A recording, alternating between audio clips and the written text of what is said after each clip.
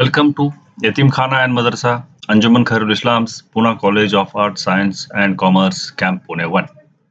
Myself, Dr. Arif Tamboli, working as Associate Professor in the Department of Electronic Science. Students, today we are going to study a small topic which is called as diode current equation, ID. I means current, D means diode. So diode current equation. So it is a very simple topic, but it is very interesting and it is very important because diode current equation is used in various applications such as log amplifier, anti-log amplifier. Therefore, let us try to understand what do we mean by the diode current and how the equation is written for diode current. We know that the depletion layer, or it is also called as depletion region, in PN junction diode acts as junction capacitor as shown below. So by this time we have studied everything about the formation of junction capacitor, formation of barrier potential, formation of depletion layer. All these processes are very close to each other because of the migration of electron from n-type material to p-type material when we combine n-type material with p-type material, and that formation of depletion layer result into formation of junction capacitor. And we have also studied that every PN junction, each PN junction is having one junction capacitor, and that is indicated somewhat like this. So you are well aware about that. This is the symbol of the diode. Anode is a one terminal, vertical line, cathode is another terminal, and here this capacitor is nothing but junction capacitor, because inside the depletion layer all atoms are converted into ions. And therefore we also pass one statement: inside depletion layer there is no charge carrier. Because depletion layer itself acts as dielectric material. And here this is a very simple concept. Now when we forward bias the PN junction diode, at that time, because of this junction capacitor, the current versus voltage characteristics of PN junction diode becomes non-linear, number one. And number two, because of this junction capacitor, when we forward bias the PN junction diode, the characteristics is not only non-linear, but the curve is exponential. And that is what very important thing here. When we write the diode current equation, exponential term come into the picture. Means e raised to something. Let us see that. When we forward bias the PN junction diode by applying the input voltage V in, at that time the junction capacitor charges exponentially. And due to that reason, the forward bias characteristics of PN junction diode is having exponential curve. And due to that reason, the forward bias characteristics of PN junction diode is having exponential curve, number one. Number two, because of that only the forward bias characteristics are non-linear. So it is a very simple diagram. Anode is there, cathode is there, PN junction diode is here. We are measuring the voltage across diode by connecting a voltmeter such that positive of voltmeter to anode, negative to cathode, and we are using this equation V in to forward bias this diode. This input voltage V in is used to forward bias this diode. Therefore, the current will start flowing through the diode, and that current is called ID, diode current, and voltage across diode is given by suffix V suffix D, VD. So now all of you know that diode characteristics means what? Current versus voltage characteristics. On y-axis there is a current, on x-axis there is a voltage, and here you know that this curve is there. Sometimes this is shown little bit inclined on the right hand side, sometimes not much more inclined, sometimes exactly parallel to the y-axis or perpendicular to x-axis. But important factor is this curve. So this curve is exponential curve. And this exponential nature is because of junction capacitor. This exponential nature is because of junction capacitor. Now one more diagram is there in which again you will observe that there is exponential curve. This is not much more inclined to the right hand side. Diode current ID, diode voltage VD.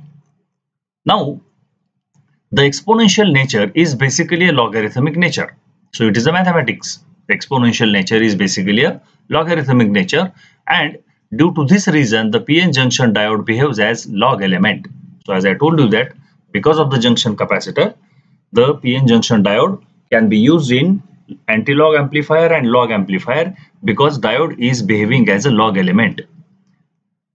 As shown in above diagram, the current flowing through the diode, that is ID. As shown in above diagram, the current flowing through the diode, that is ID. So when you forward bias the diode, the current will flow through the PN junction diode. And as shown in above diagram, the current flowing through the diode, that is ID, depends on four factors. Depends on four factors. So this you have to remember. Number one, it depends on voltage across diode, that is VD. Voltage across diode, it is VDs. In case of silicon, it is 0.7 volt. In case of germanium, it is 0.3 volt. Thermal voltage. Number two, thermal voltage, because diode is about semiconductor component, and temperature surrounding to the diode is also very important factor, and because of that temperature surrounding to the diode, electrons inside PN junction diode gets thermally excited. Electrons inside PN junction diode gets thermally excited, and upon excitation of the electron there is a development of thermal voltage. And upon excitation of electron there is a development of thermal voltage. So here that thermal voltage is also very important factor. Number third is called ideality factor. Ideality factor, and it is indicated by the symbol eta. It is a eta, ideality factor, and its value is 1 for silicon as well as germanium. Ideality factor's value is what? Eta is equal to 1 for silicon as well as germanium. And number 4 last is called reverse saturation current or leakage current. So forward current ID flowing through the diode also depends on reverse saturation current, because reverse saturation current is also called as leakage current, and that is because of minority charge carriers, not majority. That is because of minority charge carriers, and that is why the minority charge carriers opposes to the flow of forward current, and it affects on what? Forward current ID. It affects on forward current ID. Therefore, this reverse saturation current is also very important. Even though the reverse saturation current is very less in microampere, that opposes to the, or that affects on ID. So in this way here, these four factors are important, and by using all these four factors, we are going to write the equation for diode current ID. So here, look at this equation now. Both equations are same. ID is the diode current, is equal to reverse saturation current IS into bracket e raised to VD divided by eta into VT. E raised to VD divided by eta into VT minus 1. And this is the equation for diode current ID. This is equation for diode current ID.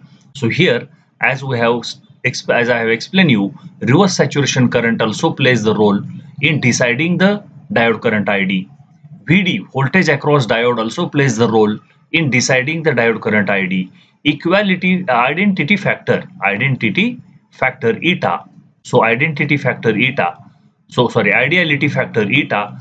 it is also important, and it is 1 for silicon or germanium, and for other diodes it is a 2. So here ideality factor eta is also important, and thermal voltage VT is also very important. So thermal voltage is the voltage created inside the PN junction diode because thermally excitation of electrons, and that is VT. And the same equation is here over here. This looks like a very clear and very sharp. ID is equal to diode current equal to IS, reverse saturation current, into bracket e raised to VD divided by eta into VT minus 1. eta into Vt minus 1. Both equations are same. One is in red color, another is in black color. So here, in order to remember the equation, I have repeated it twice. So you have to remember this equation. The current flowing through the diode, of course, forward current flowing through the diode depends on 4 factors. Number 1, reverse saturation current Is. Number 2, voltage across diode Vd. Then ideality factor and thermal voltage. Exponential term is there because inside diode there is a capacitor. Inside PN junction diode there is a capacitor minus 1. So this equation is very important. Now let us proceed for further. Here exponential term is due to the charging of junction capacitor exponentially. Here exponential term is due to charging of junction capacitor exponentially, because when you forward bias the PN junction diode current starts flowing, and at that time that junction capacitor which is in picofarad gets instantly charged, and that is what here exponential term is introduced. But the thermal voltage Vt is given by equation. What is Vt? Vt is a thermal voltage. Thermal voltage means what? The voltage developed inside the PN junction diode because of thermal excitation of electron.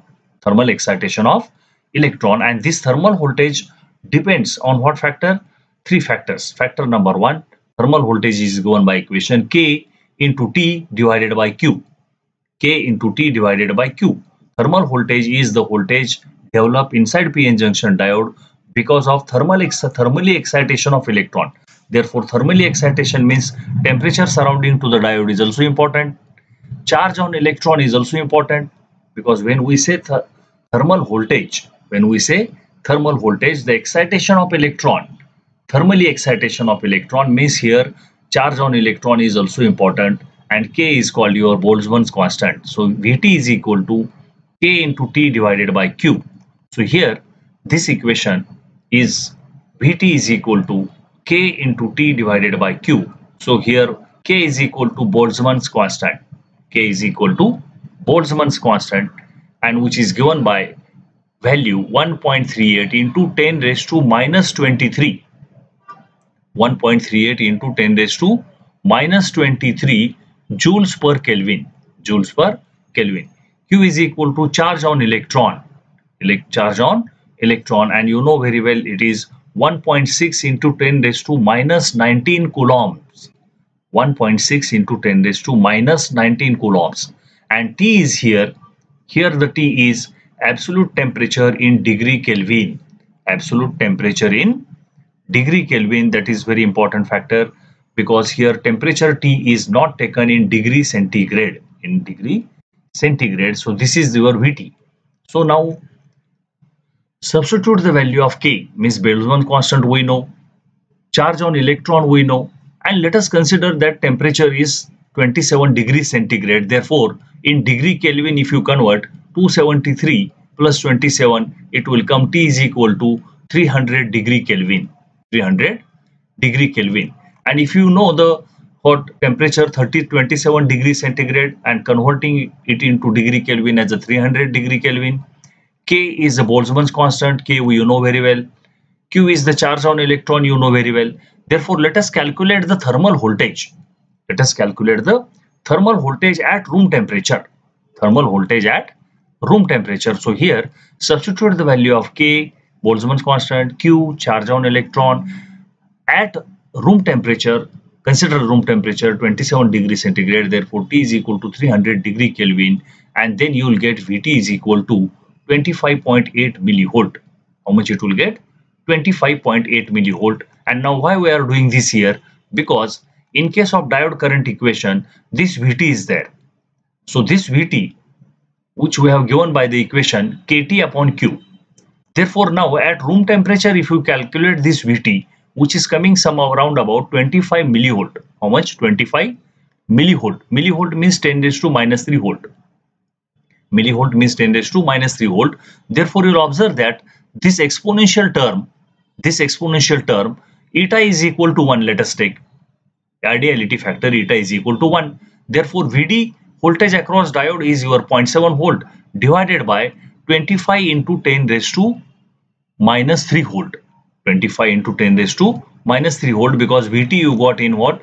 Vt is equal to millivolt. And therefore, when that minus term will go upper side, then this exponential term with that parameter Vd as a 0.7 volt and eta as a 1 and Vt is equal to 25.8 millivolt, then this exponential term becomes very large. Exponential term e raised to this something will become very large at room temperature. Large at room temperature. For this value of Vt, the value of e raised to something, whatever Vd divided by eta into Vt, is very large as compared to 1. Is very large as compared to 1. Therefore, neglecting 1, it becomes very large. This term becomes very large at room temperature. Therefore, when you subtract 1 from a very large term, then you can neglect the 1 as compared to large term, and therefore the final equation for the diode current ID is equal to reverse saturation current IS into e raised to Vd divided by eta into Vt, into e raised to Vd divided by eta into Vt. We have removed minus 1 because e raised to this term becomes very large at room temperature as compared to 1. Therefore, we have removed 1, and this is our final equation for diode current ID equal to reverse saturation current IS into bracket e raised to into bracket e raised to Vd divided by eta into Vt. And now here you can substitute the value of Vt. What is Vt? K into T divided by Q. So substitute Vt is equal to K into T divided by Q in this equation. So in this equation you can substitute that. Then what will happen? Eta you know it is 1, but write down eta as it is. Then Vt is equal to Kt will come, Kt divided by Q. So this K will go upper side and it will become Q into Vd eta K into T. Vt will go out and eta into K into T will come. And this is very simple mathematics. So here ID is equal to diode current ID, of course forward bias condition, forward diode current ID or diode current ID equal to IS reverse saturation current into bracket e raised to Q into Vd, where Q is the charge on electron, Vd is the voltage across diode, divided by eta ideality factor, K Boltzmann's constant, T is the temperature in degree Kelvin, absolute temperature in degree Kelvin. And this equation is the final equation. Or if you don't want to write this equation, then you can write even this equation also, and you can write where Vt is equal to, in this equation, where Vt is equal to Kt upon Q.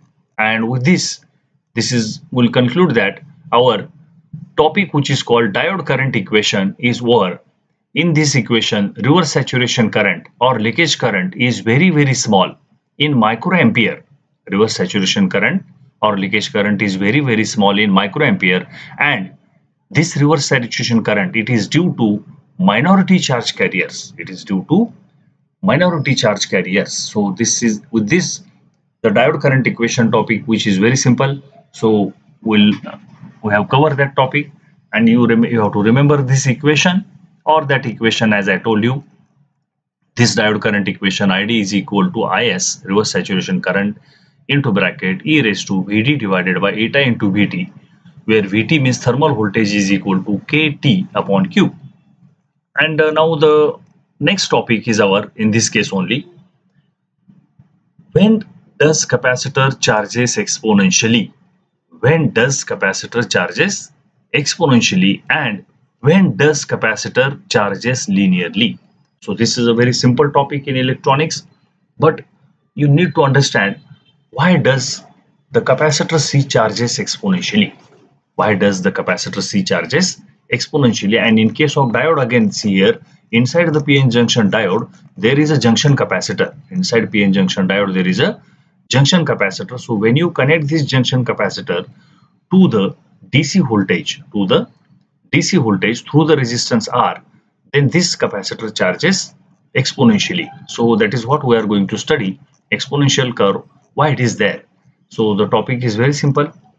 Let us consider that the capacitor C is connected to DC voltage source through the resistor R as shown below. So here the diagram is very simple. Now see here, resistor R capacitor C, both are in series. Both are in series. We have used voltmeter. 2 voltmeters we have used. One voltmeter is to measure the voltage across resistor R. Second voltmeter we have used to measure the voltage across capacitor C, that is called VC. And positive of the voltmeter is connected to upper plate of the capacitor. Negative of voltmeter is connected to lower plate of capacitor, and it is also going to the negative of battery. Now in this diagram, this battery is of how much volt? 9 volt. This battery is of how much volt? 9 volt. So we are going to charge the capacitor. We are going to charge the capacitor C through the resistor R. Through the resistor R in this diagram, and this diagram is very simple. So left hand side part only you see here. The right hand side part is the discharge path that will come to later on, because after charging capacitor we are going to discharge it also. So here 9 volt battery, such that plus upper side minus lower side, of course battery means DC voltage, is used to charge the capacitor C through the resistor R. And here there is one particular type of the switch is used, and this is called single pole double throw switch. Single pole means here pole is only one. Single pole double throw means you can throw the position number 1 and you can throw to the position number 2, and S is for switch. Now we have thrown the switch S to the position number 1. Therefore positive of battery gets connected through the switch S to the resistor's upper terminal, and negative of battery we connected to the lower plate of the capacitor. Now as soon as you do this, means throw the switch to the position number 1. Before throwing this switch to the position number 1, suppose it has a position number 2, and initially we have to consider this capacitor was our discharge capacitor. So before charging the capacitor, we will consider that initially our capacitor is discharged, means voltage across our capacitor will be 0 volt. So that considerations will be there. Now look into this diagram. This diagram is very simple. There is only one resistor R and only one capacitor C, which is connected to the DC voltage source of 9 volt through the switch S. This is a voltmeter used to measure the voltage across R. Voltmeter is used to measure the voltage across capacitor. Now if you apply Kirchhoff's voltage law to this diagram, you will get very simple equation. What is the Kirchhoff's voltage law? The total applied voltage, that is V in, is equal to 9 volt. The total applied voltage to the electronic circuit. Now here our circuit is very simple, only two component, resistor and capacitor. So switch is connected here, means that resistance is 0. So here the total applied voltage is equal to voltage across each and every component in that circuit. Voltage across each and every component in that circuit, and in our circuit there are only two components. Therefore this total applied voltage V in is equal to VR plus VC, and that is very simple, Kirchhoff's voltage law equation. So here you can see, here by applying Kirchhoff's voltage law you can write V in is equal to VR plus VC. Total applied voltage V in is how much volt? 9 volt. So this 9 volt is equal to voltage across each and every component in the circuit. So in the circuit there are two components, VR and VC. Therefore resistor and capacitor are two components. Therefore voltage across them is VR and VC. So 9 volt is equal to VR plus VC, and this is very simple. Now let us see what happens when the capacitor initially is discharged. Means voltage is equal to, at a time t is equal to 0, means as soon as we throw the switch here from this to that position, that is called time t is equal to 0.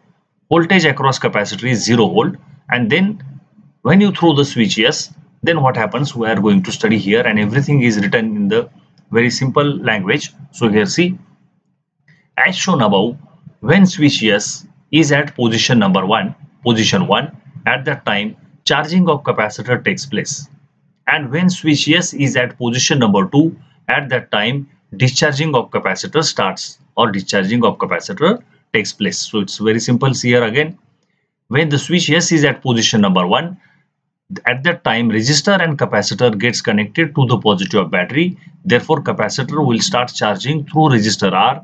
Therefore it is said that when switch is at position number 1, capacitor C starts charging through resistor R, that is charging takes place. When switch is thrown to the position number 2, at that time you see here this capacitor and resistor will get now short circuited through this path, because this is a direct straight wire. and therefore it is said that capacitor starts discharging. So when the switch is at position number 2, discharging of capacitor takes place. So that is what given here in this paragraph. Now here let us see here, initially at a time t is equal to 0, initially at a time t is equal to 0 means as soon as we throw the switch from position number 2 to 1, means charging which just started after discharging. Let us consider that the capacitor C is discharged. Therefore Vc is equal to 0 volt. So if any capacitor is discharged, there is no charge on that capacitor, the voltage across capacitor will be 0 volt. Due to 0 volt across capacitor, the measured voltage across resistor R, that is VR equal to 9 volt. That is VR equal to 9 volt, and this is again I am going to explain you from the diagram. See here. If you say capacitor is discharged, means voltage across capacitor is 0 volt, means at this terminal, means at upper plate of the terminal, there is how much volt? 0 volt. So here you can write 0 volt. Now resistor is having a 2 terminal. Upper terminal of resistor is connected to the positive of battery. How much volt? 9 volt. So this terminal will be at what volt? 9 volt. And this terminal will be at what volt? 0 volt. So lower terminal of the resistor is at 0 volt because capacitor is discharged. So here there is a 0 volt. And upper terminal of resistor is connected through switches to the positive of battery. Therefore here there will be 9 volt because see, this positive directly comes to the upper terminal of resistor. And what is the voltage measurement across resistor? Measurement of voltage is nothing but measurement of potential difference between two terminal. Potential difference between two terminal means upper terminal is at 9 volt, lower terminal is at 0 volt. So this voltmeter will measure 9 volt minus 0 volt as a 9 volt potential difference, that is voltage across resistor. And that is what here. Initially at a time t is equal to 0, let us consider that capacitor C is discharged. Therefore Vc is equal to 0 volt. Due to 0 volt across capacitor, the measured voltage across resistor R, that is VR equal to 9 volt. Potential difference between upper terminal and lower terminal. Upper terminal is at 9 volt, lower terminal is at 0 volt because capacitor is discharged.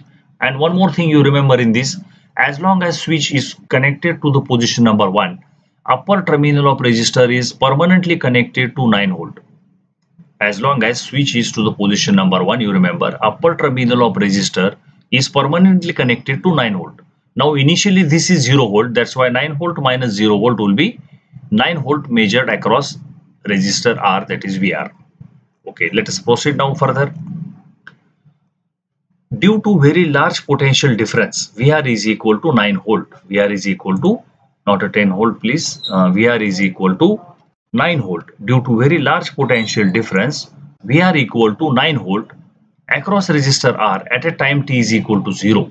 At a time t is equal to 0. Where is the large potential difference? Here. This terminal is at 9 volt of the battery. This terminal we have considered 0 volt. So potential difference is 9 volt. And when there is a large potential difference of 9 volt, current starts flowing from high potential to low potential. Current starts flowing from high potential to low potential, and current flowing through the resistor is very large. And current flowing through the resistor is very large. So due to very large potential difference, VR equal to 9 volt across resistor R at a time t is equal to 0, of course, because at a time t is equal to 0 only we have considered Vc equal to 0. Large amount of current starts flowing through the resistor R and capacitor C charges very fast. And capacitor C charges very fast because potential difference is large. Current is flowing through the resistor R, very large current, and that current goes to capacitor, and that current goes to capacitor, and that current charges the capacitor, and capacitor gets charged very fast. So this is what theoretical understanding everything. Now what we'll do it here, consider R as a 1 mega ohm. Consider R as a what? 1 mega ohm, and capacitor C as a 1 microfarad. Capacitor C as a 1 microfarad. So here the time constant T is equal to RC. This is the equation for time constant T is equal to RC. The time constant T is equal to RC, and if you write R as a 1 mega ohm, C as a 1 microfarad, then this time T will be given as T is equal to mega ohm means 10 raised to plus 6. mega ohm means 10 raised to plus 6 ohm, and here microfarad means 10 raised to minus 6, minus microfarad means 10 raised to minus 6 farad. And see here, I have not written ohm, I have not written farad, I have directly written second. I have directly written second because time will be in second if the capacitor value is in microfarad to farad. Basic unit what? Microfarad to farad. And if the resistor value is in basic unit mega ohm to ohm. So if you convert the values of resistor and capacitor into basic unit of, what is the basic unit of what? Capacitor? Farad. What is basic unit of resistor? Ohm. So we have converted this into ohm and farad. Therefore I have written here second. So t is equal to 1 second. T is equal to 1 second. So in this way here, after 1 second, let us consider that the capacitor C charges to 5.67 volt. After 1 second, let us consider that capacitor C charges to 5.67 volt. Now, when initially we consider the capacitor is discharged, Vc was 0. Potential difference was 9 volt because this terminal is connected to permanently 9 volt, and current started flowing through the resistor R and capacitor charges. So definitely, when we say that capacitor charges very fast, the voltage across capacitor will go on increasing. And when voltage across capacitor goes on increasing from 0 volt onwards, because initially it was 0 volt, so it will go to the 1 volt, it will go to the 2 volt, it will go to 4 volt, and like that the voltage across capacitor will go on increasing because charging action already started. You connected switch to the position number 1 means positive of battery. And here now let us consider after 1 second, the capacitor charges to 5.67 volt. Now roughly 5 volt also you can say. So roughly 5 volt also you can say to capacitor charges to roughly 5 volt. Now due to voltage across capacitor, after 1 second, Vc is equal to 5.6 volt. The measured voltage across resistor VR. Now this is point of interest now here. This point is permanently connected to 9 volt. Earlier it was 0 volt because capacitor was initially 0. The potential difference was 9 volt. Now when we are saying that capacitor is charging very fast, voltage across capacitor is increasing. After 1 second we have considered that the voltage across capacitor is 5.67 volt. Now this point is at 5.6 volt. Upper plate of the capacitor is at 5.6 volt. And lower terminal of the resistor R is also at 5.6 volt because this is all short circuited. Therefore now lower terminal of the resistor R is at 5.6 volt after 1 second, and upper terminal of the resistor R is permanently at 9 volt. Therefore potential difference across the resistor R after 1 second will be 9 volt minus 5.6 volt, and that potential difference will decrease because earlier it was 9 volt minus 0 volt 9 volt. Now it is 9 volt minus 5.6 volt, and that is what here everything given. Now due to voltage across capacitor Vc is equal to 5.67 volt, the measured voltage across resistor R equal to 9 volt minus 5.67 volt is equal to 3.33 volt. Therefore the current flowing through the resistor R decreases because potential difference is decreased from 9 volt to 3.33 volt. Therefore the current flowing through the resistor R decreases and charging of capacitor becomes slow. Initially there was a 9 volt potential difference. Now the potential difference is decreased from 9 volt to say something 3.33 volt, and therefore current flowing through the resistor R will decrease, and that current which is charging the capacitor, now it will not charge very fast, it will charge this capacitor very slow. And this is the what reason now the current flowing through our resistor, as capacitor goes on charging more and more, the current flowing through the resistor decreases. Because potential difference also decreases. So in this way here, let us go to the next. In this way, As time increases, the measured voltage across resistor also decreases. The measured voltage across resistor, potential difference between resistor, potential difference between resistor. So in this way, as time increases, the measured voltage across resistor also decreases, because after 1 second we have considered this as a 3.3 volt. After 1 second, if it is 3.3 volt, then after 2 seconds it may become what? More than 3.3 volt, say 5 volt or 6 volt.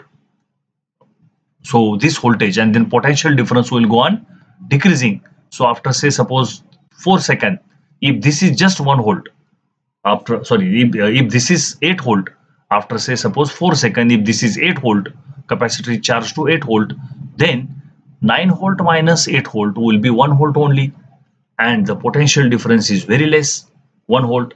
Therefore current will be very less and capacitor will get charged very slow. So in this way here,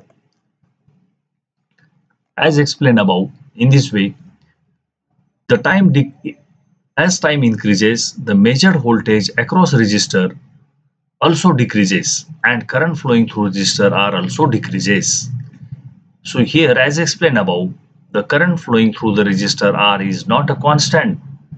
Current flowing through the resistor R is not constant, and due to this reason only, the capacitor gets charged exponentially as shown below. And this is very important factor. As time increases, the voltage across capacitor increases and potential difference across resistor R goes on decreasing. Potential difference across resistor R goes on decreasing. Therefore, current goes on decreasing. Means as time increases, current decreases. And therefore, we can say that current is not constant with respect to time in this circuit. In this circuit, current flowing through the resistor R, which is charging the capacitor, is not constant with respect to time, and therefore the capacitor will get charged exponentially. As explained above, the current flowing through the resistor R is not constant, of course, with respect to time, and due to this reason only, capacitor gets charged exponentially as shown below. So look at the diagram now. This is origin 0.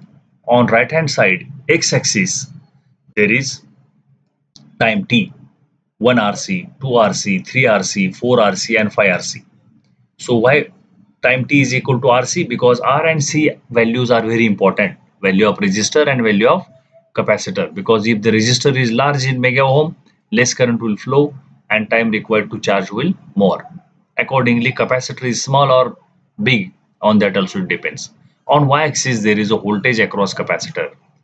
On the y-axis there is a voltage across capacitor, and see here maximum is how much volt? 9 volt, because capacitor will get charged to the value of 9 volt maximum, to the value of 9 volt maximum, because applied input voltage is 9 volt. And see here, this is the exponential curve. This is the exponential curve. And how long time the capacitor takes to charge? 5 RC time constant. It takes how much? 5 RC time constant, means in our case 5 seconds, because our case t is equal to RC equal to 1 second. T is equal to RC equal to 1 second. That is what our time. So here t is equal to 1 second. So to charge this capacitor, whatever we have taken, this capacitor we have taken as 1 microfarad, R as a 1 mega ohm. To charge this capacitor of 1 microfarad through the resistor of 1 mega ohm to the voltage of 9 volt will require 5 seconds. Will require 5 seconds. And this is called your exponential charging. Now let's see here. As shown above, the charging of capacitor is exponentially because the current flowing through the resistor R is not constant with respect to time. As time increases, number 1, voltage across capacitor increases because capacitor started charging, and therefore as time increases, when voltage across capacitor increases, the potential difference across resistor R decreases. The potential difference across resistor R decreases because upper terminal of resistor is permanently connected to 9 volt and lower terminal is the voltage across capacitor. So when it increases, the potential difference decreases, and when potential difference is decreased, current is also decreased, and therefore the capacitor C never get charged linearly, it will get charged exponentially. The time required to charge the capacitor C to 99% of applied voltage, to 99%, 99.99% you can say of applied voltage is T is equal to phi RC, is T is equal to phi RC. We have taken R as 1 mega ohm and C as 1 microfarad, therefore our time T is equal to 1 second. And in this case, time required to charge the capacitor to 9 volt is 5 seconds. Time required to charge the capacitor T is 5 seconds. You can stop the slide, you can watch the slide, and you can understand the things. Now the capacitor C charges to 63% of applied input voltage V in. Try to understand, 63% of applied input voltage V in only one RC time constant, that is T is equal to 1 RC. 1 RC time constant means T is equal to 1 RC. The capacitor C charges to 63% of applied input voltage V in only one RC time constant, that is T is equal to 1 RC. Now you will say 63% if it charges in 1 RC time constant, then why does it require 5 RC time constant to charge to applied input voltage? So here is the explanation. But it requires 4 more RC time constant. But it requires 63% charging is taking place in 1 RC time constant only.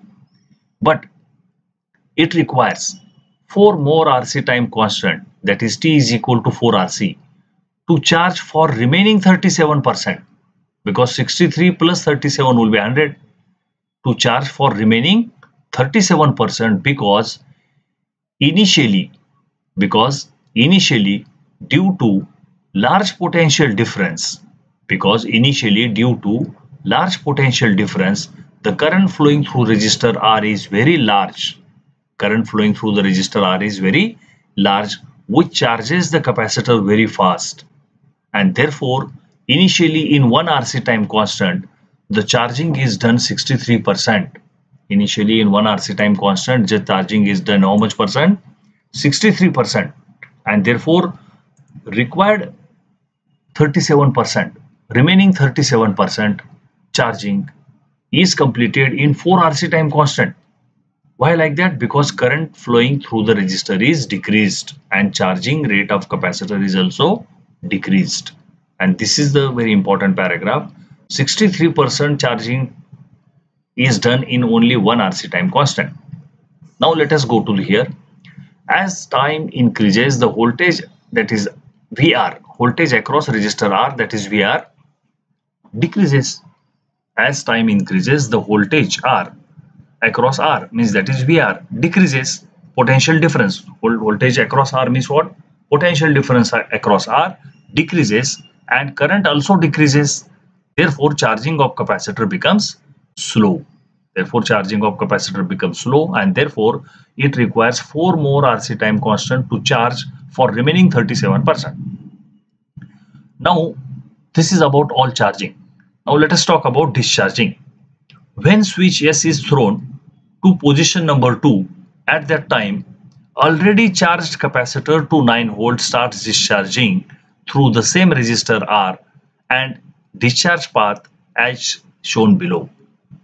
So here now we'll proceed for discharging, because already we have charged the capacitor in 5 seconds to the 9 volt. Now if you want to discharge the capacitor, what is done here? So here it's very simple. Here the switch S, which was earlier here, to the position number 1 for 5 seconds, and then after charging the capacitor to 9 volt, now VC is 9 volt when we throw the switch to the position number 2. And when we throw the switch to the position number 2, what happens? The 9 volt capacitor which was charged, to 9 volt will start discharging through this path, and that is called discharge path. So capacitor will start discharging through the resistor R, through the switch S, and through this short circuit path. So capacitor C discharges through the same resistor R and through the same switch S through which it was charged. And this is a discharge path, this is a short circuit wire, so there is very less resistance for this. So now here When switch S is thrown to the position number 2, at that time, already charged capacitor to 9 volt starts discharging through the same resistor R, and discharge path is as shown below. So this is our discharge path through the resistor R, switch, and then short circuit path. And in this way now, the capacitor C also discharges exponentially, because when we say that charging of capacitor through R is exponential, the capacitor C discharging is also exponential. The time required to discharge the capacitor C from 9 volt to 0 volt is also phi RC time constant. In order to charge the capacitor C linearly, now if you want to charge the capacitor C linearly, the current flowing to the capacitor must be constant. Now why the discharging is become non-linear? Why the discharging is become, means capacitor is what discharging. See, I'll show you the diagram that why the capacitor is here, this diagram. So this is your capacitor, discharge of capacitor now. So this capacitor is discharging also exponentially. From 9 volt it is discharging to how much volt? From 9 volt to 0 volt. Here, from 9 volt to 0 volt. But how long time it required? From 9 volt to go to 0 volt, it requires phi RC time constant. And in this way here, to charge the capacitor, here it is given here, the capacitor C also discharges exponentially. The time required to discharge the capacitor C from 9 volt to 0 volt is also phi RC time constant. Now, when you say the capacitor charges exponentially and discharges exponentially, our target is what? How to charge the capacitor linearly. So in order to charge the capacitor C linearly, the current flowing to the capacitor, means of course through the resistor R, and thereafter it is going to the capacitor, must be constant, which is not constant in this case, and it can be done by replacing resistor R. The problem is where? The problem is resistor R, because potential difference across resistor R goes on decreasing as time increases, and that is the problem. So here replace the resistor R with the help of constant current source, CCS, as shown below. So here what we'll do it here, very simple. This problem was what? Our resistor, and we have replaced the resistor by constant current source. Now when you connect the capacitor C through constant current source to the battery, the constant current source circuit will provide the current to the capacitor, which is constant with respect to time, and therefore your charging becomes linear. See here, straight line. So this charging becomes linear, it is not exponential, because current flow which is charging the capacitor, is a constant with respect to time. So it's very simple.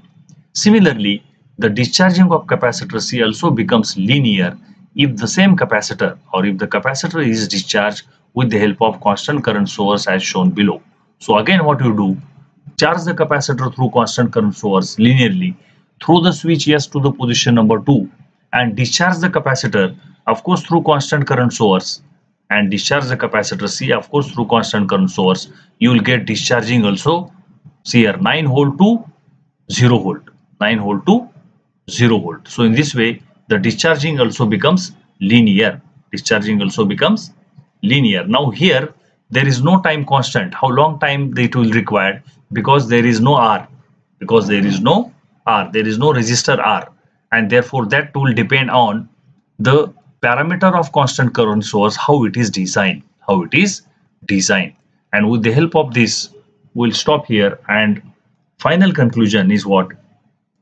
Whenever capacitor C is charged through a resistor R and battery, that is voltage source V in, at that time capacitor charges exponentially, because the potential difference across the resistor R goes on decreasing as time increases. And if you want to charge the capacitor linearly, the resistor R, which is connected in between capacitor and battery, must be replaced by a constant current source. And with this, I will conclude today's lecture. Thank you for watching the video. Thanks.